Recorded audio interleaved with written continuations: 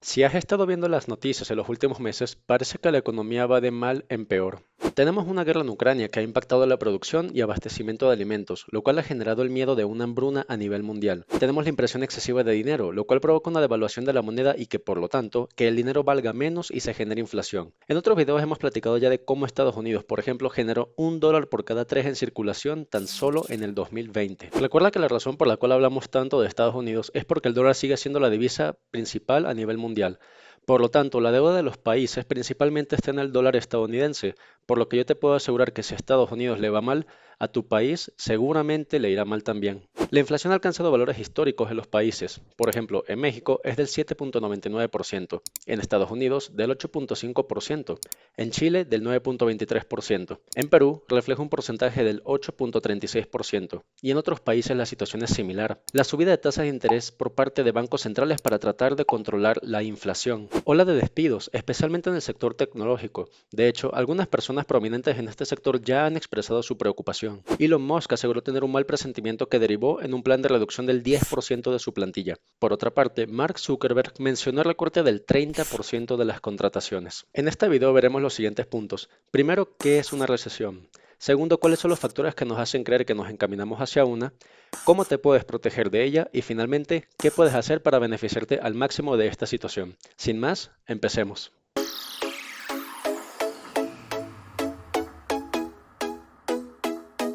Una recesión es la pérdida o disminución de la actividad económica de un país durante cierto periodo de tiempo. Y una recesión inicia cuando la economía de un país alcanza su valor máximo y termina cuando alcanza su valor mínimo. Se dice que entre estos dos periodos básicamente el país en cuestión está en un periodo de recesión. Y la manera en la cual se mide la recesión es a través del Producto Interno Bruto, que como sabes es la sumatoria de todos los bienes y servicios producidos por un país en un periodo determinado de tiempo. Por convención, se dice que si el Producto Interno Bruto de un país disminuye consecutivamente por al menos 2 trimestres, entonces el país se encuentra en una recesión. Por ejemplo, cuando hubo la crisis económica en el año 1995 en México, su Producto Interno Bruto per cápita se redujo de $5.854 a finales del año 94 hasta $3.928 para finales de 1995. Como puedes ver, estaba en un máximo y se redujo a un mínimo. Algo similar pasó en la crisis del 2008, con una reducción desde $10.017 hasta $8.003, y finalmente, en la pandemia observamos algo similar, con una reducción desde $9.946 para finales del 2019 hasta $8.347 para finales del 2020. Aquí es importante aclarar que nadie puede saber cuándo exactamente va a aparecer una recesión. Lo que sí se puede hacer es estudiar los factores y determinar si hay una alta o una baja probabilidad de que nos estemos encaminando a una, pero es totalmente imposible saber la fecha exacta en la cual una va a ocurrir. De lo que sí puedes estar seguro es que las recesiones son inevitables, siempre van a suceder ya que son parte del ciclo económico de cualquier país y tienen una duración aproximada promedio de entre 8 y 12 meses. En todo ciclo económico observamos 5 fases principales: la recuperación de una depresión anterior, luego surge la expansión de la economía, se llega hasta un estado máximo. Luego viene la recesión y finalmente un periodo de depresión. Los 5 principales factores que indican que estamos próximos a una recesión son los siguientes. Primero, la alta tasa de desempleo. El desempleo simplemente es un indicativo de que las empresas están ganando menos dinero. Como sabes, el objetivo de una empresa es simplemente generar dinero, por lo que si sus ventas caen producto de factores macroeconómicos, la empresa entonces tiene que reducir personal para así mantener sus márgenes de ganancia o al menos reducir lo más que se pueda sus pérdidas. En este sentido, la verdad es que México no se ha visto tan afectado. En esta gráfica de El Economista puedes ver que apenas el desempleo subió un 0.1% a inicios de este año. Sin embargo, aquí hay que considerar la influencia de Estados Unidos. Como sabes, Estados Unidos es el principal socio comercial de México, es el principal país que le compra todo lo que México produce. Por lo tanto, es de esperarse que si a Estados Unidos le va mal, va a comprar menos de esos productos y por lo tanto a México también le va a ir mal. Esto lo puedes ver en esta gráfica de la inflación de ambos países. Como puedes ver, sus economías están altamente correlacionadas. Por esta razón es que es tan importante también observar la economía de Estados Unidos para poder determinar el estado económico de México. Si bien es cierto que a México no le está yendo mal en este momento, eso no quiere decir que si a Estados Unidos le va mal en 3 o 6 meses, a México no le vaya a ir tan bien mal. En ese país, como mencionamos al inicio, ha iniciado una ola de despidos, especialmente en el sector tecnológico. Por ejemplo, Tesla inició hace 3 semanas la reducción del 10% de su fuerza laboral y su CEO, Elon Musk, dio la instrucción de detener las contrataciones a nivel global. Meta ha dado instrucciones de identificar empleados de baja productividad para también iniciar despidos. Netflix, por su parte, ha despedido a casi 450 empleados desde hace 3 semanas. Y por otra parte, automotrices como Ford han estado reportando sus peores ventas cuatrimestrales desde inicios de la pandemia. Segundo factor, altas tasas de inflación. Como ya hemos comentado en otros videos, la inflación a nivel mundial está en límites históricos. Una tasa elevada de inflación quiere decir que los productos y servicios cuestan más. Al costar más, menos personas los pueden adquirir y por lo tanto la economía se desacelera. Tercero, el aumento de las tasas de interés por parte de los bancos centrales. El aumento de las tasas de interés no es más que una medida para tratar de controlar la inflación en un país. Las autoridades que se encargan de controlar las tasas de interés son los bancos centrales. En México es el Banco Central de México o Banxico. En Estados Unidos es la Reserva Federal. La tasa de interés es el porcentaje que un ciudadano o una entidad paga de un préstamo. Si el Banco Central aumenta las tasas de interés, esto quiere decir que pedir prestado es más caro. Las tasas de interés como de un carro, una casa y realmente cualquier cosa se elevan. Esto lo que provoca es que menos personas compren productos y servicios porque son más caros. Y a la vez, si los productos y servicios que se están adquiriendo son cada vez menores, esto básicamente se traduce en una baja de la demanda y por lo tanto, idealmente, la inflación debería reducirse. Cuarto factor, disminución del Producto Interno Bruto. Este punto va especialmente ligado a la tasa de inflación y la subida de las tasas de interés. Como sabes, el Producto Interno Bruto no es más que la sumatoria en valor, en dinero, de todo lo que se produce en un país. Si básicamente el país está pasando por una situación económica deficiente, que hace que se produzcan menos productos y servicios, esto naturalmente se traduce en una disminución de su Producto Interno Bruto. En el caso de México, nuevamente vemos que no está tan mal.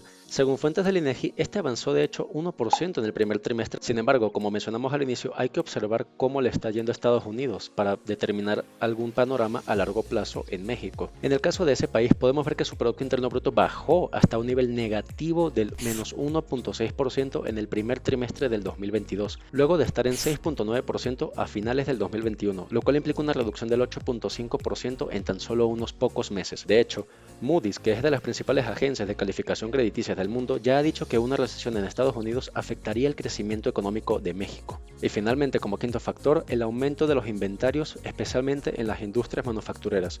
Como ya vimos, si el estado de la economía no es buena, las personas compran menos productos y servicios. Cuando una empresa no puede vender sus productos, estos se almacenan y se traduce en un aumento de inventario. Un aumento de inventario, por lo tanto, puede ser indicativo de que nos acercamos a una recesión porque cada vez más se venden menos productos y servicios. Veamos el inventario histórico de algunas empresas. Ternium, de los principales productores de acero en Latinoamérica, actualmente tiene su mayor inventario más de 12 años. Una situación similar se observa en las automotrices. Ford, por ejemplo, tiene su inventario más alto desde el año 2005. General Motors, por otra parte, tiene su inventario más alto desde el 2015 y tan solo entre el 2020 y 2021 su inventario aumentó en más del 26%. Considerando que una recesión es inevitable, la pregunta no es si va a ocurrir una recesión, la pregunta realmente es ¿cómo me puedo preparar ante una recesión? Para prepararte ante una recesión existe una serie de pasos que realmente no tienes que empezar a aplicar si piensas que va a ocurrir una recesión. Esta serie de pasos las deberías aplicar sea cual sea el estado de la economía. Y el primer paso del cual te quiero platicar es priorizar el pago de tus deudas. Yo diría que este es el paso más importante ante una recesión. Básicamente lo que sucede es que si tienes deudas y pierdes tu fuente de ingreso, estas deudas se van a hacer aún más grandes y por lo tanto vas a cavar un pozo del cual va a ser más difícil salir. El segundo factor es tener un fondo de emergencia. Yo he recomendado que este fondo de emergencia sea de entre 6 y 12 meses en promedio. Sin embargo, si actualmente no tienes un fondo de emergencia, prioriza que al menos sea como mínimo de 3 meses. Esto te permitirá mantener tus estados de gastos por al menos 3 meses en caso de que por alguna razón te quedes sin fuentes de ingreso. Finalmente, como paso número 3, busca otras fuentes de ingreso. No te conformes con un trabajo principal de 8 a 5 pm. Hoy en día, con el acceso a internet, es factible generar otras fuentes de ingreso a través de blogs, trabajos como freelancer, cursos y demás. Finalmente, para terminar este video, quisiera platicarte de algunos consejos que puedes llevar a cabo para poder beneficiarte de una recesión. Si bien es cierto que esta es una situación económica deplorable, no quiere decir que tú te vayas a ver afectado. Algunas de las empresas más exitosas a nivel mundial se generaron durante recesiones. FedEx, por ejemplo, se fundó en 1973, en una época en la que el precio del petróleo se disparó desde $24 hasta más de $140 por barril en 1980. Como sabes, su principal costo es lógicamente el transporte de los paquetes. Si bien tuvieron dificultades, surgieron como una empresa consolidada. General Motors también surgió durante una recesión, durante 1908, y hoy en día está evaluada en más de 32 mil millones de dólares. Por otra parte, el primer restaurante de Burger King abrió después de la recesión producto de la Guerra de Corea, el 4 de diciembre de 1954. Y finalmente, Uber y Airbnb, empresas cuyos servicios seguramente alguna vez has usado, al menos Uber, se crearon durante la crisis mundial del 2008. Y así hay varias empresas como Walmart y Microsoft. En general, si tú eres un inversor que invierte a largo plazo, es muy probable que obtengas resultados satisfactorios. La siguiente tabla sacada de Forbes muestra los porcentajes de retorno en el índice S&P 500 en los años de recesión en Estados Unidos y el año después a cada recesión. Por si no lo sabes, el índice S&P 500 es básicamente la capitalización en conjunto de las 500 mayores empresas que cotizan en la bolsa de Estados Unidos. De las 13 recesiones mostradas, puedes ver que en 11 de ellas, o en el 84% de los casos, el año posterior a la recesión, el mercado de valores representó un retorno de la inversión, y en tan solo 2 de esas ocasiones, el año posterior a la recesión supuso pérdida en el valor de dinero. Esa fue la definición de lo que es una recesión, los factores que nos hacen pensar que nos dirigimos a una y cómo puedes protegerte y beneficiarte de la misma. Si este video te ha sido de utilidad, me ayudarías muchísimo si le pudieras dar like, si te pudieras suscribir y sobre todo si pudieras compartir este video. De esta forma podemos seguir creciendo como comunidad y seguir creando contenido de la más alta calidad posible. Sin más, cuídate mucho y hasta el próximo video.